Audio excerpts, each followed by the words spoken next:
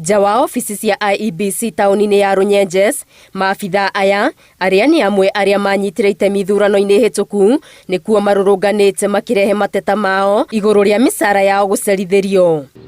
Approximately tuseme watu 100 wengine wako shule, wenye tuko around tunaweza kufika. Mimi nimetoka Kagari South iko huku Runyenjes constituency Embu County, na nimekuja hapa kwa sababu nilifanya kazi ya IEBC as a clerk na sijapata malipo yangu. We are now talking about clerks, DPOs and the POs.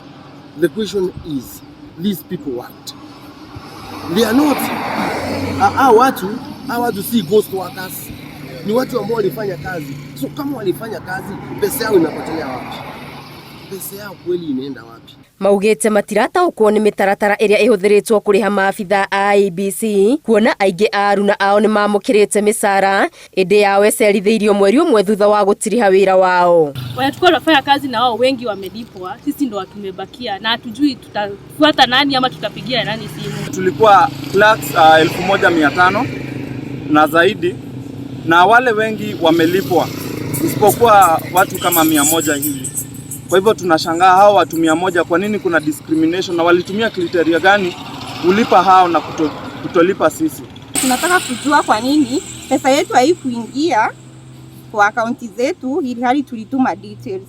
Kwa nini wengine walitumiwa sisi hatukutumiwa? Nĩ mokĩrĩirio rũgamĩrĩri wa rũhonge rwa komishoni ya ithurano na mĩhaka kaunti-inĩ ya Embu nĩ kĩrĩa maugĩte nĩ kwaga ũtheri mĩrutĩre-inĩ yao ya wĩra. Tumepigia returning officer kwa mena na tukapigia deputy wake, lakini hawachukui simu. Tumewatumia messages, hakuna replies. Tunauliza swali yetu ni kwa nini pesa yetu haijatoka mpaka saa hii, mwezi mmoja na siku 10 baada ya uchaguzi kufanywa. Mageria mao ma kwaranĩria na arũgamĩrĩri a komishoni ĩno matikoretwo na umithio, na rĩu marenda ũtongoria wa gĩcigo gĩkĩ ũmateithĩrĩrie.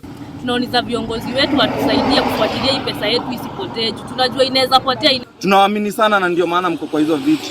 Kwa hivyo tunawaomba mnapofanya kazi ikuwe kwa agenda yenu kutetea hao vijana kulipwa.